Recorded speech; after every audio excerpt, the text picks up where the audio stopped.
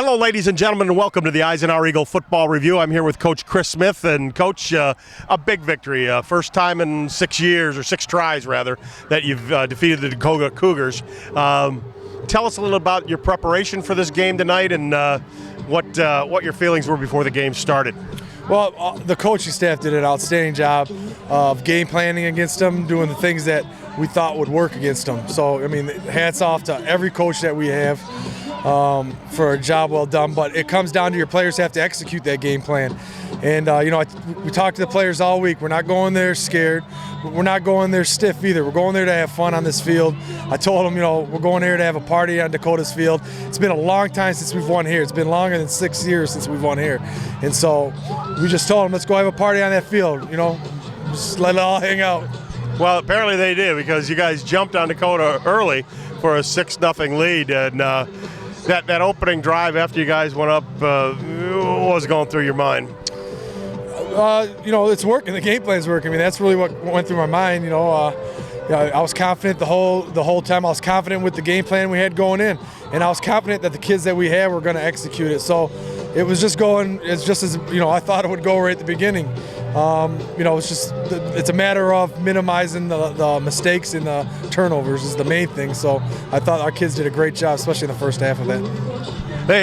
Their leading runner, Kaiser Carlton, was out tonight, but number 20 Dawson came in, and he should be starting for everybody's team.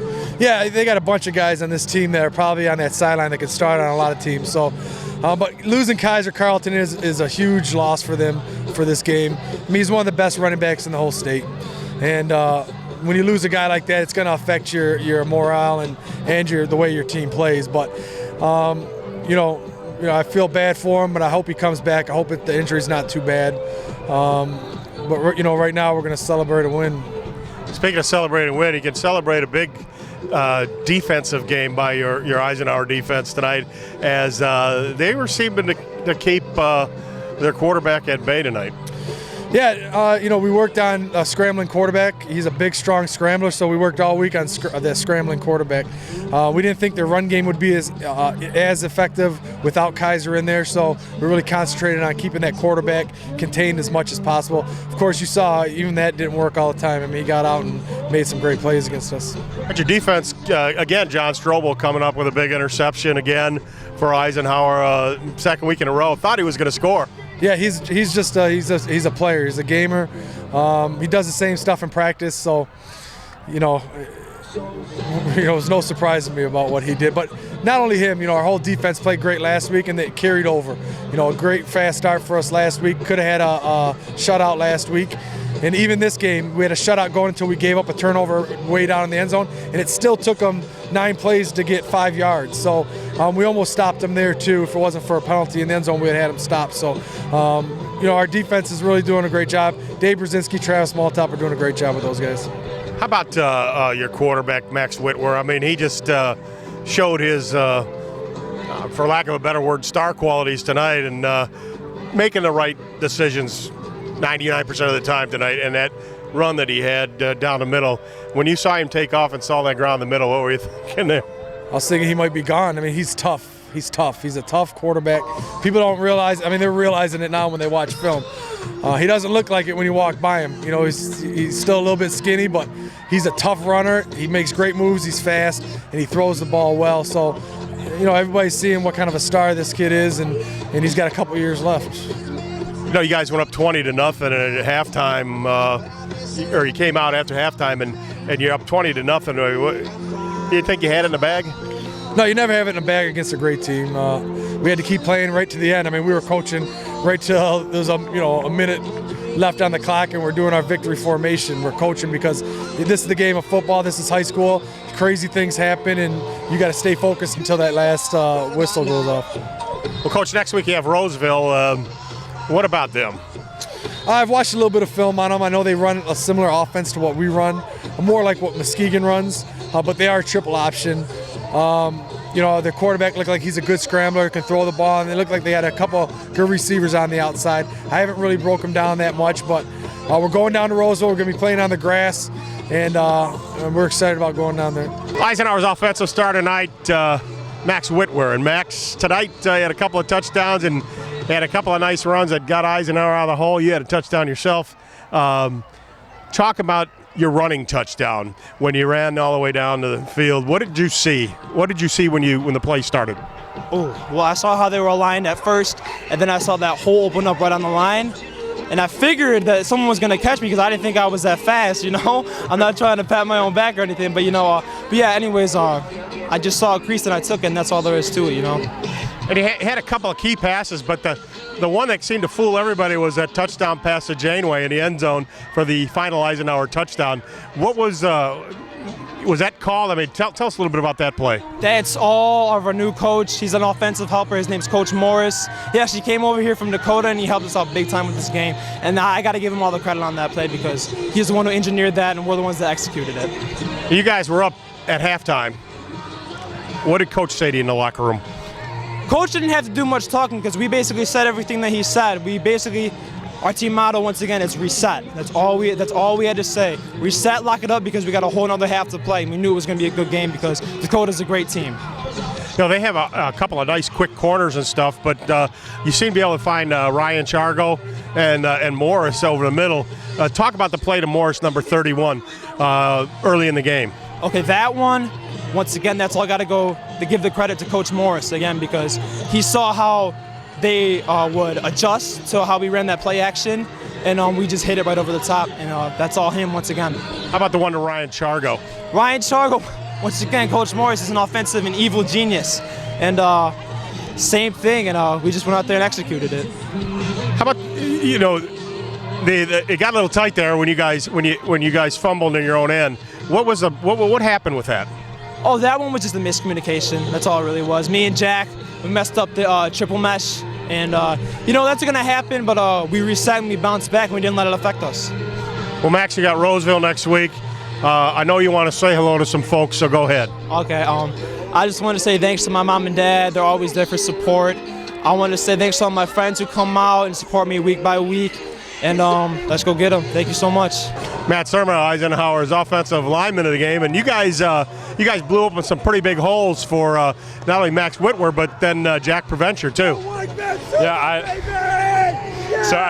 I can't even think right now. I just got so many people around me, and it's just the fact that we ended their streak. It's just been way too long. Been way too long since Heights beat Dakota, and we knew as soon as we walked on this field we were going to be in. But about the offensive line, it was just the mentality, It wasn't how big the guys were, how strong they were. It was just our mentality. We were out there to kick some butt, and I'm just so happy right now. I'm sorry, I can't. You guys, when you first came out and scored the game's first touchdown, what was going through your mind?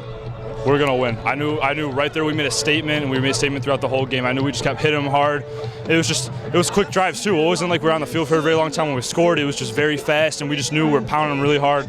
We just knew. We had this gut feeling on the bus right here. We had a gut feeling this whole week that we were gonna win. You guys look pretty serious. Coming out of that locker like it was all business. Oh yeah, no, for sure. No, none of us were messing around. We can't really, like Coach said, we were coming out here to have a party. And what we had a party. We had a great time out here. We had a lot of fun, honestly. Congratulations on the big victory against Dakota, and I know there's some folks you want to say hi to. Just want to say hi to Roseville. Got you next week, coming out hard. Eisenhower's defensive player of the game, Drake Minnie. And Drake, you seem to be all over the field, and you're just smacking anybody that was around you. What did it feel like to bring those guys down? We've waited long years. We've never really beat Dakota. I personally have never beat Dakota yet. So we had a lot of anger. We played with a little chip on our shoulder to come out and just go after them, come out with the victory.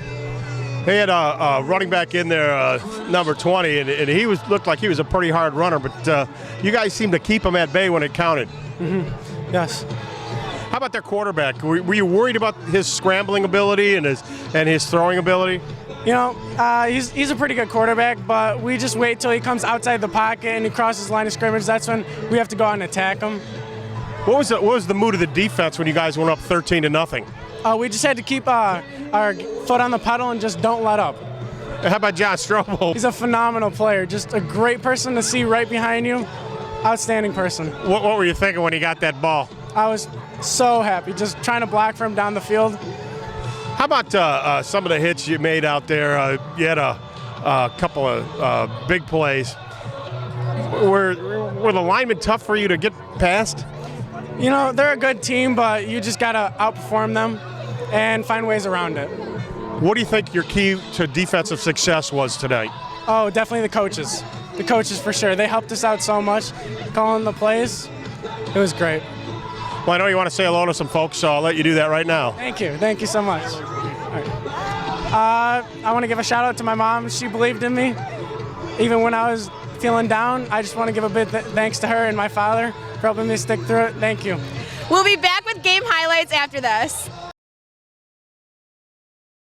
It's another fall Friday night, and your kids should be playing high school football. It's a fun game, and it's safer than ever. It's safe because the rules, the coaching, and the equipment are better than ever before. As a result, serious injuries are at an all-time low. Seriously. And builds strong schools, lifetime memories, and tomorrow's community leaders. And it's mother approved. It's a great game, and we want to teach it to your kids.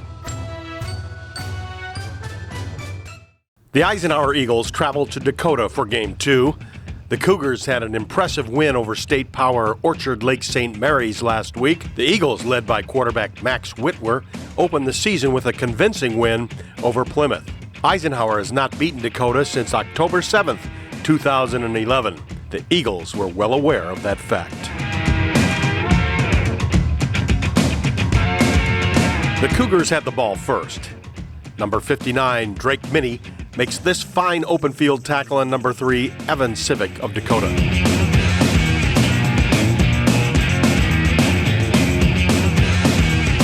On third down, linebacker Danny Schmick tackles quarterback Brett Drosky short of the first down, forcing the Cougars to punt.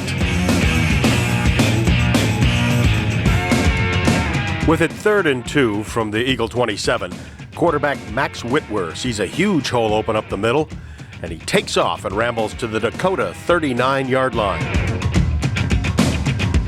On the very next play, Whitwer would find an open Jack Morris, and Jack would take it 35 yards to the Dakota 4.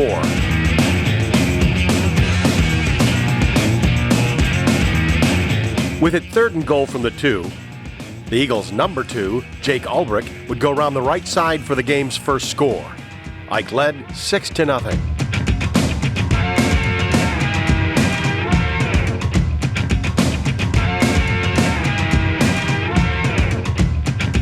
Dakota's next drive would take them to the Eagle 24. Where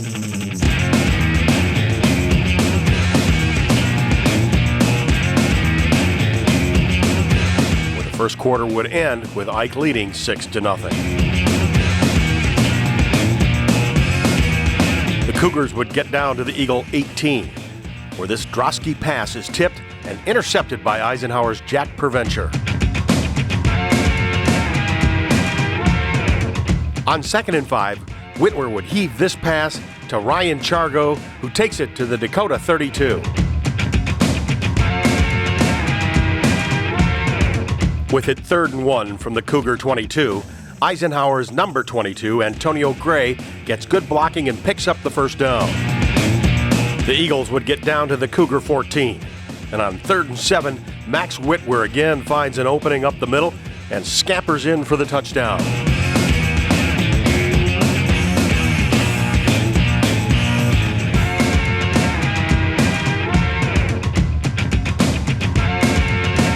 The extra point by Assad Buhaidar was good, and it would make it 13-0 Eisenhower. On Dakota's next drive, this bad snap allows Drake Minnie enough time to tackle quarterback Brett Drosky. With the ball on their own 16, Max Whitwer finds another huge hole up the middle and goes 37 yards for the first down.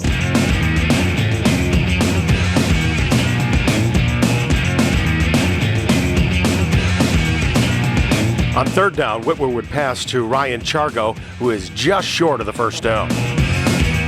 With it 4th and a half yard, Ike goes for it, but this intended pass for Ryan Chargo is broken up neatly by Dakota's Colin Macklem. The first half would end with Eisenhower leading 13-0.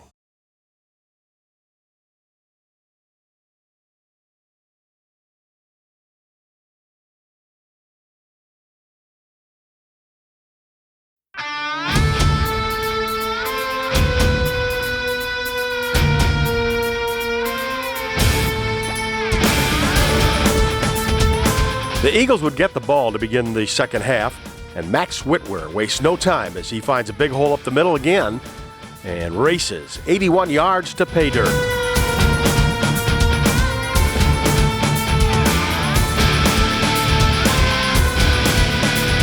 The extra point was good, and Eisenhower now led 20-0. Dakota was determined to stick to their game plan. However, Drake Minnie smacks down the Dakota runner here. Number 88, Henry Janeway, makes a good open field tackle here. Again, it's Janeway, this time with help from Cody Corey, making the stop here, forcing Dakota to punt. On first down from their own 19, the Eagles have a bad exchange and fumble the football. It's recovered by Dakota's Nick Audio. On first and goal from the 5, Dawson Sloan is tackled for a loss by Logan Smith, Luke Jelli, and the rest of the gang. On third and goal from the 3.5, this pass goes incomplete.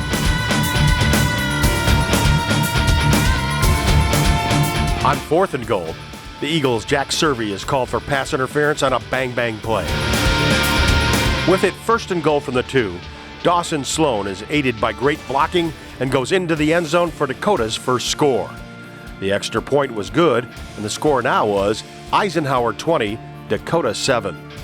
When I got the ball back, number 4, Jack Preventure, would get them to the 45 with these 2 runs.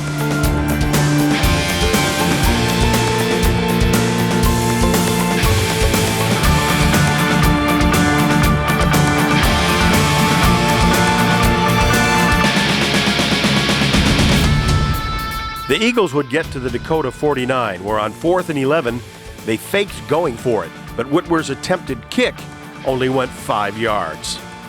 The third quarter would end on this 21-yard pass play to Dawson Sloan. Ike's number 24, John Fantuzzo, makes the tackle, ending the third quarter. To begin the fourth quarter, Dakota would get a big chunk of yardage as Brett Grosky finds Ronnie Walker for a big 30-yard gain. Dakota marched to the Eagle 9, and on second down, this pass play was broken up by Drake Minnie. On 4th and 2, the Cougars go for it, and this apparent touchdown is called back because of an ineligible man downfield.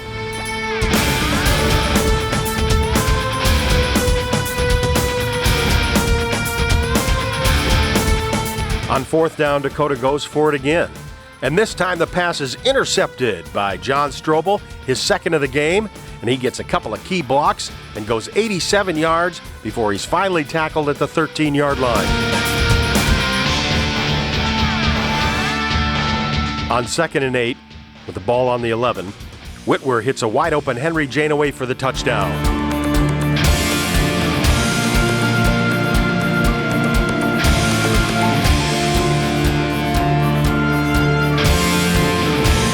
The extra point was blocked.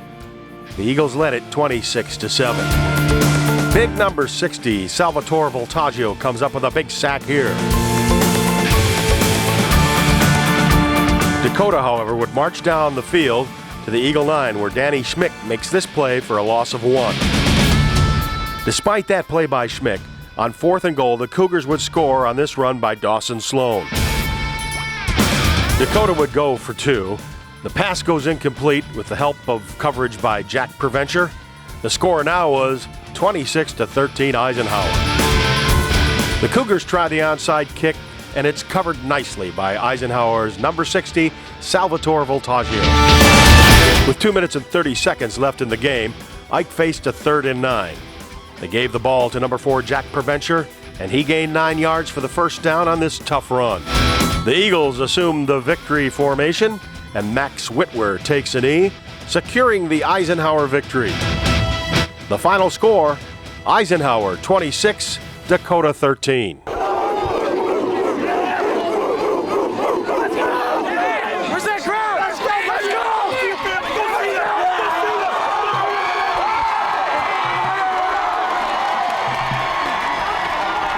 Stay tuned for our special feature after this.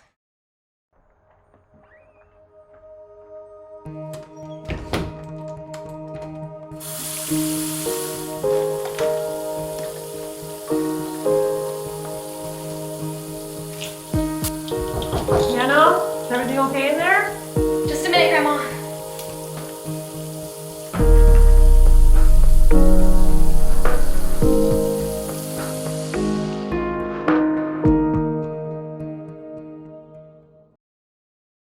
Well, it's 2016. It's the beginning of the football season. It's time to meet the cheerleaders, and I have a couple of captains here.